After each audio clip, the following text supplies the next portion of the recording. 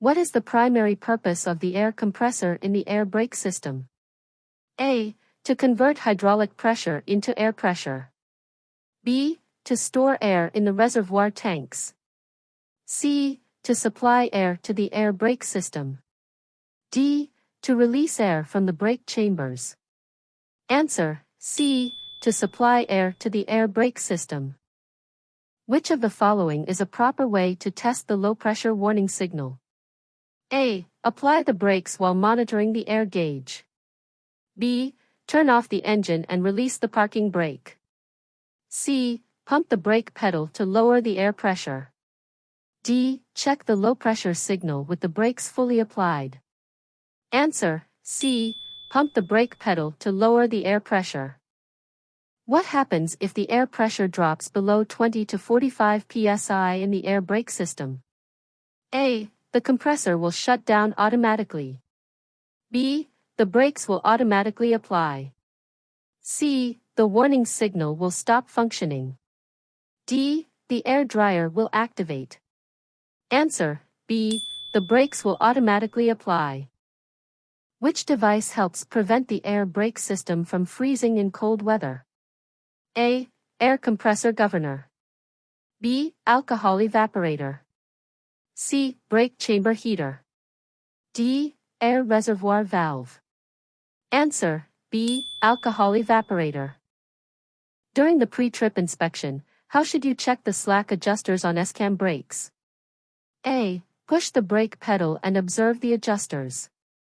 B. Manually pull on each slack adjuster to ensure no more than 1 inch of movement. C. Release the parking brake and listen for air leaks. D. Use a pressure gauge to check the adjuster's position.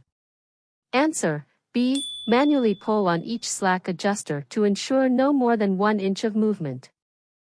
Why is it dangerous to use brakes continuously on a long downgrade? A. It can overheat the air compressor. B. It can cause the brake drums to warp or fade. C. It may increase the air pressure in the system. D. It can damage the brake slack adjusters. Answer: B. It can cause the brake drums to warp or fade. How often should the air tanks be drained in normal conditions? A. Weekly. B. Daily.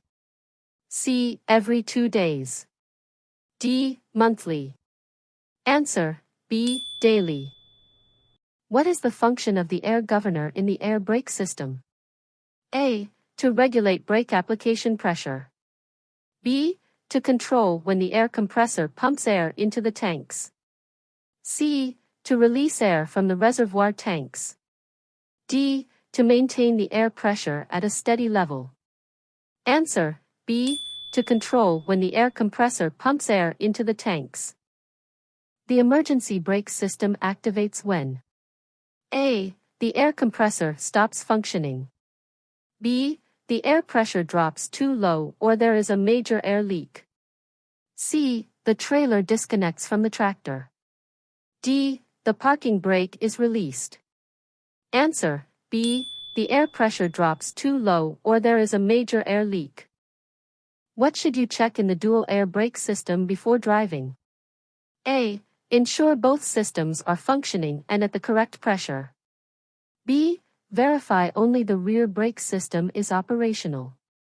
C. Test the system by engaging the parking brake. D. Disconnect one system and test the other independently. Answer: A. Ensure both systems are functioning and at the correct pressure. What is the most likely cause of a vehicle pulling to one side during braking? A. Worn brake drums. B. Uneven tire pressure. C. Faulty slack adjusters or brake components on one side. D. Overloaded axles. Answer: C. Faulty slack adjusters or brake components on one side. How should you use the stab braking method? A. Apply the brakes fully, release them when the wheels lock, and reapply when traction is restored. B. Pump the brakes lightly at regular intervals. C. Hold the brakes firmly until the vehicle comes to a stop. D. use the hand brake to control the vehicle's speed. Answer: A. Apply the brakes fully, release them when the wheels lock, and reapply when traction is restored. When should the parking brake not be used? A. When parking on a hill. B. During normal driving. C. When the brakes are very hot. D. While waiting at a traffic signal. Answer: C. When the brakes are very hot. Spring brakes are applied when A. Air pressure builds beyond 120 psi. B. The parking brake is released. C. Air pressure drops to a certain level in the brake system. D. The driver activates the emergency system manually. Answer: C. Air pressure drops to a certain level in the brake system. What is the purpose of the brake application pressure gauge? A. To monitor the pressure applied to the air reservoirs. B. To show how much air pressure is being applied to the brakes. C. To indicate when the brakes need adjustment. D. To ensure the system is at the maximum allowable pressure. Answer: B. To show how much air pressure is being applied to the brakes. If the trailer brakes lock up, what might be the issue? A. The air compressor is failing. B. The trailer hand valve was overused. C. The air tanks were not drained. D. The spring brakes are not engaging properly. Answer: B. The trailer hand valve was overused. What should you do if the ABS warning light stays on after you start the engine? A. Ignore it. ABS is not critical for normal braking. B. Drive slowly and avoid using the brakes. C. Check and fix the ABS system before driving. D. Apply the parking brake and restart the vehicle. Answer: C. Check and fix the ABS system before driving. The purpose of the safety valve is to A. Release air from the system when pressure gets too high. B. Prevent air from escaping during braking. C. Automatically apply the brakes in emergencies.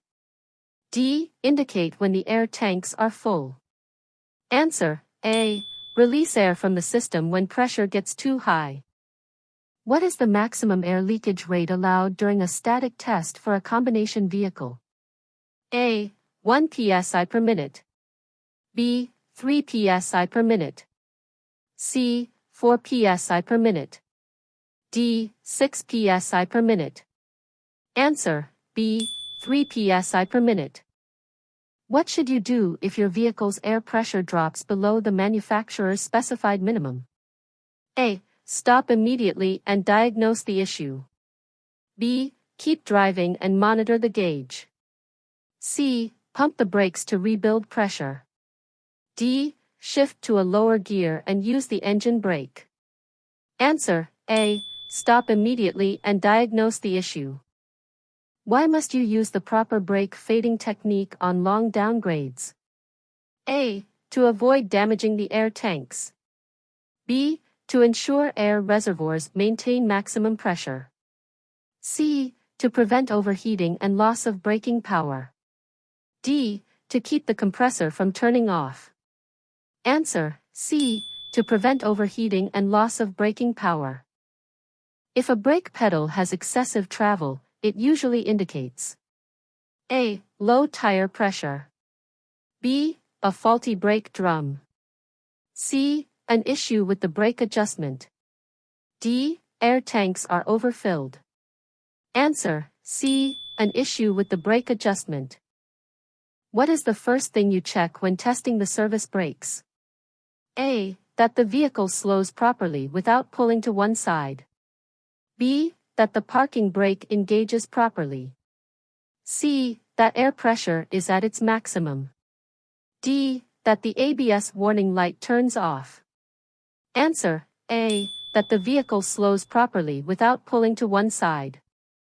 When draining air tanks manually, what is the correct procedure? A. Open the drain valve fully and leave it open overnight.